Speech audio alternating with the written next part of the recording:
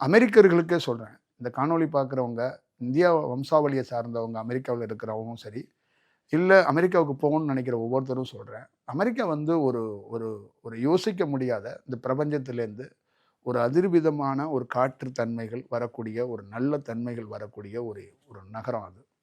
அது மாரி கலிஃபோர்னியாவுல ஒரு முக்கியமான இந்த பிரிச்சுவலுக்குள்ள என்ன அப்டின்னா, ஒரு காற்றே ஒரு மாஸ்டரா, ஒரு குருவா இருக்கிறத உங்களால பார்க்க முடியும். அப்ப எளிதா என்னன்னா, சில இடங்கள்ல நீங்க உட்கார்ந்தீங்கன்னா, தியானம் பண்ண தெரியாதவங்களுக்கு கூட தியானம் வர்றதுக்கு வாய்ப்புகள் சில இடங்கள்ல இருக்கு.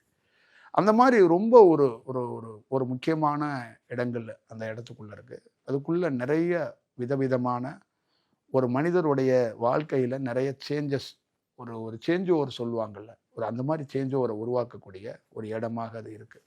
அது என்னைக்காவது அவங்க லைஃப்ல ஒரு நாள் உணரும்போது, அது வந்து எப்படி இருக்கும் அப்படின்னா, இது உண்மையான அமெரிக்காவோட வல்லரசு அப்படிங்கிறது என்னன்னா, என்னைக்கு ஒரு தனி மனிதன் கலிஃபோர்னியாவ உணர்றானோ, அன்னைக்கு தான் உண்மையான அமெரிக்கா வல்லரசுன்னு நான் என் மாரி ஒரு ஆளு சொல்லுவோம்.